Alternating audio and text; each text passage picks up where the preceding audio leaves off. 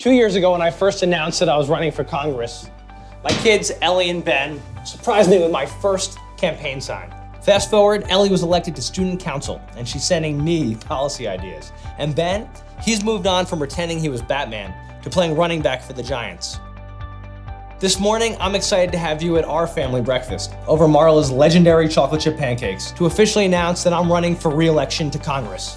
When we began this journey, I committed to fighting for you each and every day, for lower taxes and less red tape, for good schools and safe communities, for working together, and for treating everyone with respect. What was true then is just as true now. These aren't Democratic values or Republican values. These are Jersey values. You know, folks are always asking me, what surprised you the most about Congress? Frankly, the partisan gridlock is worse than you can imagine. But from day one, I also found that if you take the time to talk to each other across the aisle, you can actually get things done that are good for the country and good for us here in Jersey. I was elected co-chair of the Bipartisan Problem Solvers Caucus, a group of 24 Democrats and 24 Republicans. We sit together every week, just like I did when I worked at Ford and Microsoft, to focus not on where we disagree, but on where we can find common ground, to grow our economy, create jobs, balance the budget, and take on our toughest challenges. We can fix our crumbling roads, bridges, and tunnels without bureaucratic cost overruns and delays.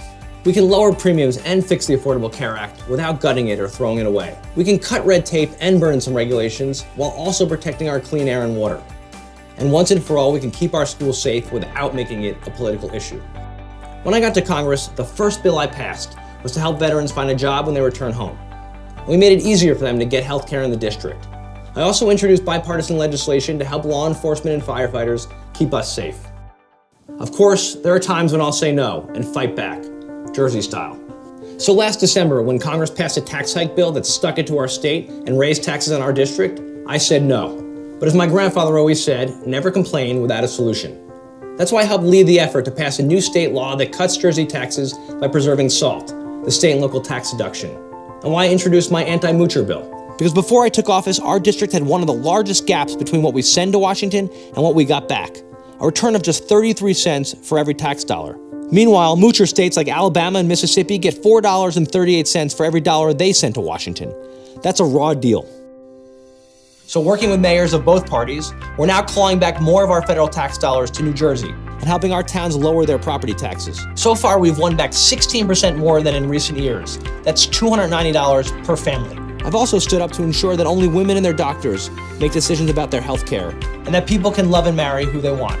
I fought to strengthen our ties with Israel and to protect us from terrorism at home and abroad. And I've worked tirelessly to make prescription drugs more affordable and to protect Social Security and Medicare for those trying to privatize and cut them. Growing up, I worked in my dad's five and dime. He always taught me to believe that Main Street drives our economy and that in America, anything is possible. We are all blessed. And I've never forgotten where I come from and who I represent. That's why I've spent the last 2 years fighting for lower taxes and Jersey values and doing my part to change the culture in Washington. Because in the end, I work for Jersey, not some national political agenda. And I believe that we live in the greatest country in the world. And working together, our best days will always be ahead of us.